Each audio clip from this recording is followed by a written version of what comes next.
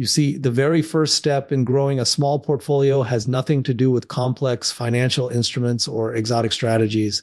It begins with a mindset. Most people overlook this simple truth. They get discouraged when they look at their account and see a few $100s or a few thousand at best, and they convince themselves that it's too small to matter. That is where they make the biggest mistake of their financial lives.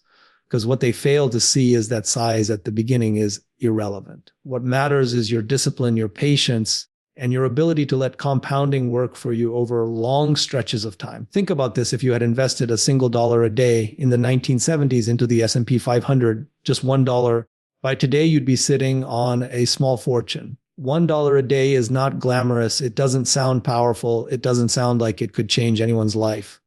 And yet, because time and compounding are silent partners in this game, that tiny act of consistency would have completely reshaped your financial destiny. The lesson here is that starting small is not a disadvantage. Starting small is the natural order of things. Every oak tree you see began as a seed. The greatness of the tree was already inside the seed, even when it was invisible to the eye. So when I say start small and think long term, I am not giving you a cliche. I'm telling you the single greatest edge you can have in investing. Time is your best ally. If you are young, time is already stacked in your favor. If you are older, the commitment to consistency can still compound in ways that surprise you. The truth is, people dramatically underestimate what can happen over 10 or 20 years. They think short term, they expect fireworks in 12 months, and when that doesn't happen, they give up. But wealth doesn't arrive in fireworks. It grows like a snowball rolling down a hill. It's slow, steady, and then suddenly unstoppable. Let me give you a simple illustration. Imagine you have just $100,000 to invest. You put it into a basket of reliable compounding assets, not glamorous ones, not get rich quick schemes, but sound investments. If you simply added 100 every month without fail and allowed it to grow at even an average market return of 8% annually, in 20 years, you're looking at nearly 60,000. And in 30 years, it's closer to 150,000. Now, if you increase that contribution even by a little, the numbers get astonishing. The math may seem dull, but the reality is breathtaking. Here's where people stumble. They look at the first year. They see that their portfolio grew by a few $100s and they say, what's the point? This is too slow. And then they stop. But those who stay the course, who understand that patience is the fertilizer of wealth, they are the ones who eventually harvest the abundance. It's not about the first year or even the first 5 years. It's about staying disciplined for decades. And discipline is not glamorous. Discipline means putting money to work when you'd rather spend it. Discipline means ignoring the noise of the markets when everyone around you is panicking. It means trusting the process when results are not yet visible. But if you can master that, even with the smallest of portfolios, you are setting yourself on a trajectory that can change everything.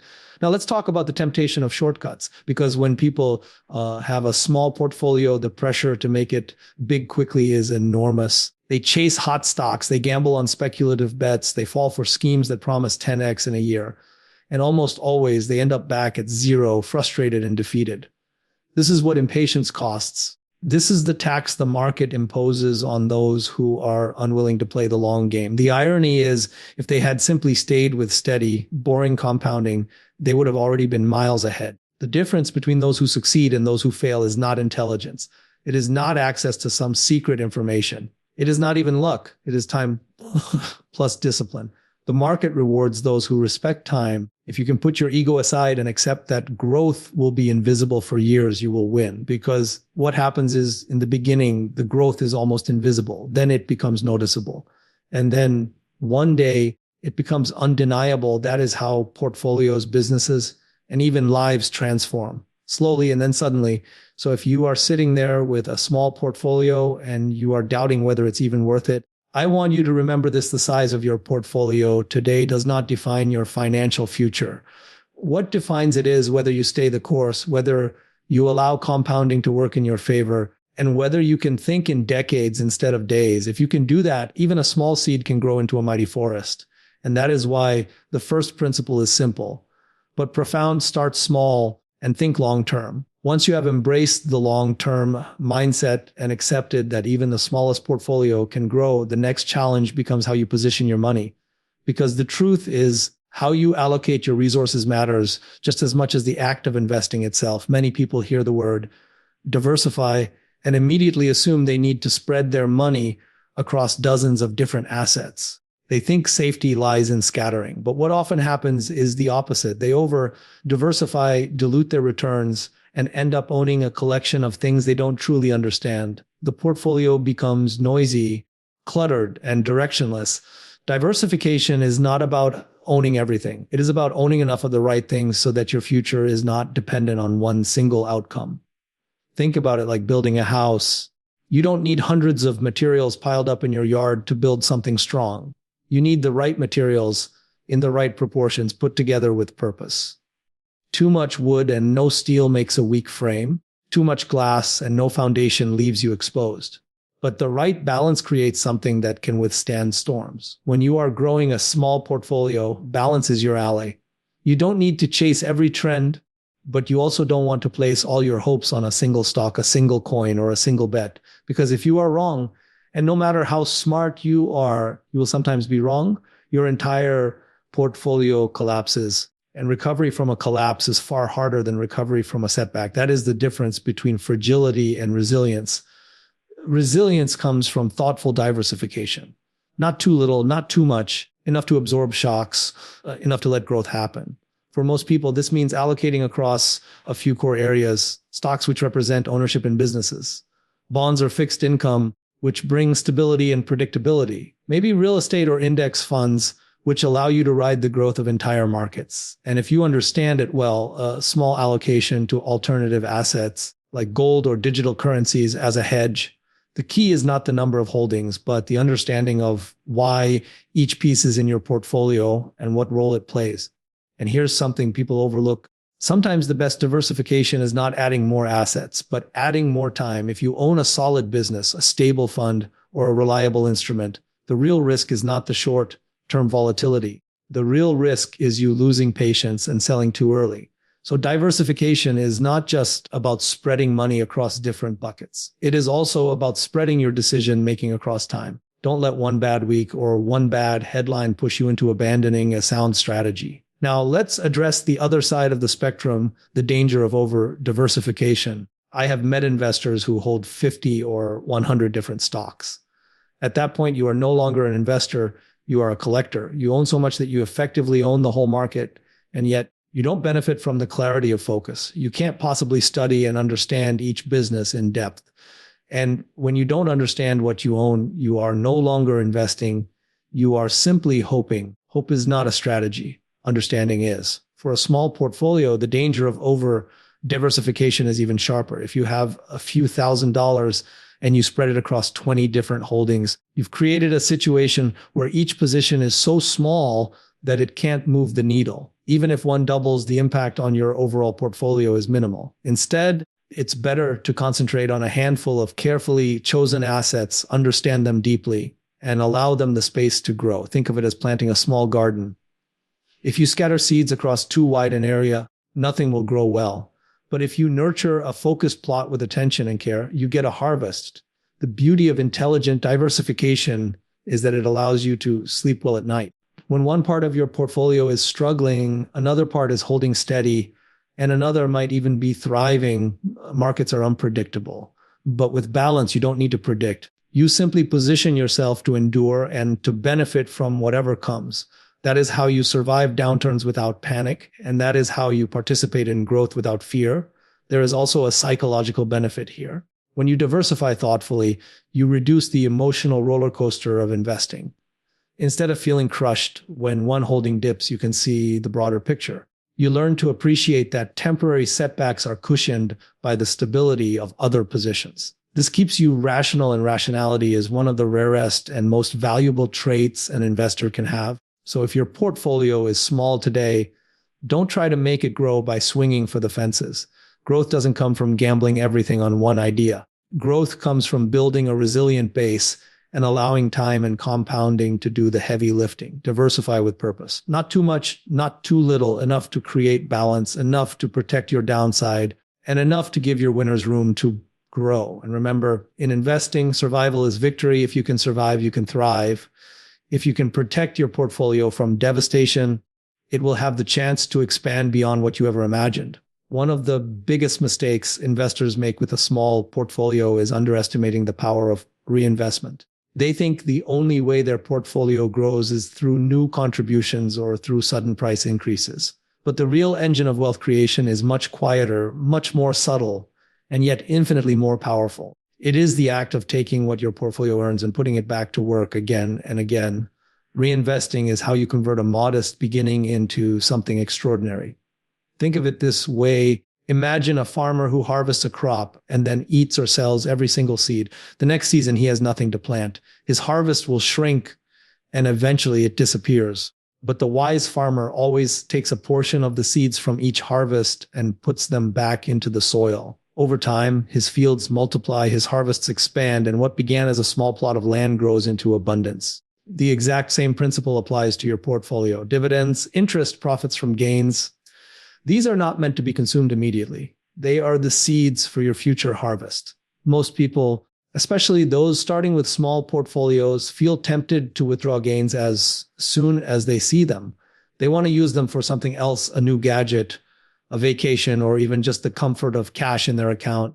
And while there's nothing wrong with enjoying life, every time you do this, you interrupt the compounding process. Compounding works best when it is uninterrupted. When the gains of yesterday become the foundation for the gains of tomorrow, it is a snowball rolling down a hill, gathering more snow with every turn, but only if you let it roll. Stop it too early, and you never see its true potential. Now, let's talk about automation, because discipline is not just about willpower, it is about creating systems that protect you from your own impulses. The truth is, most people are not naturally disciplined savers or investors. The pull of consumption is strong. The desire to react to market noise is strong. Automation solves this by removing the need for constant decision-making. When you set up automatic contributions into your portfolio every month, you make growth inevitable. You no longer rely on motivation or reminders, you rely on structure. This structure has two major benefits. First, it enforces consistency. Even small amounts invested regularly can build astonishing wealth over time simply because they never stop flowing. Second, automation allows you to invest across different market conditions without trying to time the market.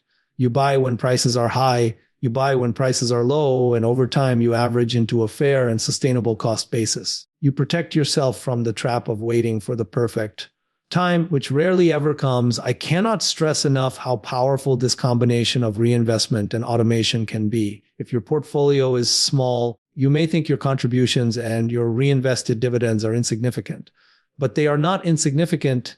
They are compounding in disguise. They are silent workers, invisible in the short term, but transformational in the long term. Every reinvested dollar is not just a dollar. It is a worker that earns more dollars, and those dollars then become workers themselves. Over time, you no longer have a small team working for you. You have an army. The great irony is that the people who feel their portfolios are too small to matter are often the ones who would benefit the most from reinvestment and automation.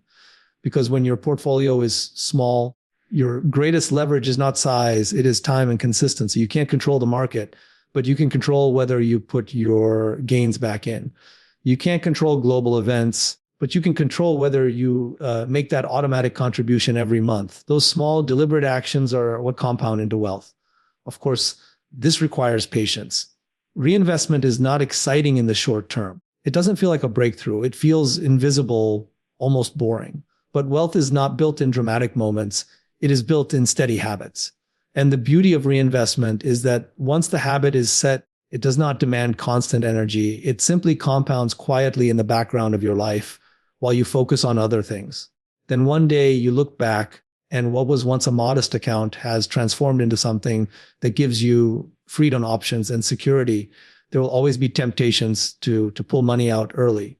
There will always be moments when markets soar and you feel you should cash in, or when markets fall and you feel you should hold on to cash. But if you can remember that every reinvested gain is a seed for the future, you will see those temptations for what they are: short-term distractions that sabotage long-term growth. So as you grow your small portfolio, think of every dollar as an employee. Do not retire them too soon. Put them back to work. Let them multiply. Automate the process so that it becomes effortless. And then step back and allow time to do its work. If there is one truth I have seen repeated across time, it is that the markets reward those who continue to learn. The greatest danger to a small portfolio is not simply lack of capital, it is lack of knowledge. Money without wisdom is fragile. But when you pair even a modest amount of money with an ever-growing mind, the results compound in ways that are just as powerful as financial compounding itself. Because your portfolio cannot outgrow you. If you stop learning, if you stop adapting, your portfolio will reflect that stagnation. The world of investing is not static. It is constantly changing, shaped by new technologies, shifting economies, political events, and human behavior. What worked perfectly 10 years ago may not work today. What seems reliable today may become irrelevant tomorrow. This does not mean you must chase every new trend or abandon what is proven, but it does mean you must remain awake, aware, and open to learning. The investor who believes they already know everything has already signed their own decline. The investor who remains a student, always curious, always humble, always willing to adjust, positions themselves for resilience and longevity. And this learning does not only mean studying numbers or balance sheets. It means learning about yourself. Understanding your own psychology is perhaps the most valuable education of all, because markets will always test you. They will tempt you when things are rising. They will frighten you when things are falling, and they will constantly create noise that demands your reaction. If you do not understand your own tendencies, your fears, your impatience, your greed, you will sabotage yourself again and again. So the process of growing your portfolio is inseparable from the process of growing your own self-awareness.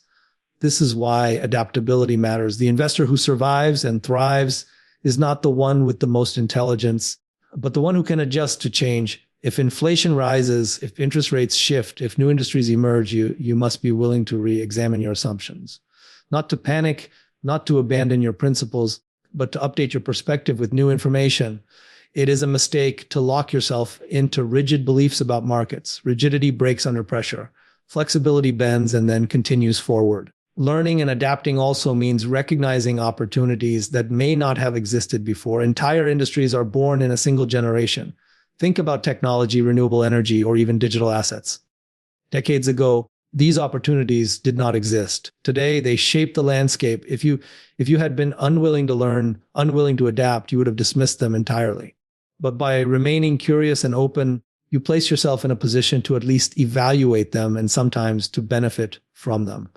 Now, let me emphasize this: adapting does not mean chasing every new idea. It does not mean abandoning sound principles for speculation. The foundation remains the same: discipline, diversification, reinvestment, patience.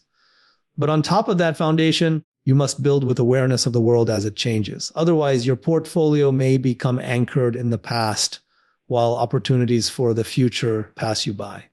The good news is that learning today is easier than ever. Knowledge is everywhere. Books, lectures, online courses, investor letters, podcasts. You are surrounded by wisdom, and much of it costs nothing but your time and attention. So if your portfolio is small and you feel powerless, invest in your education. That is the one investment that compounds faster than any stock or bond. Because the more you learn, the better decisions you make. And one good decision made with clarity can outweigh 100 small mistakes.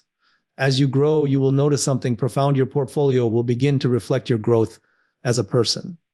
When you are impatient, your portfolio will show it. When you are fearful, your portfolio will show it.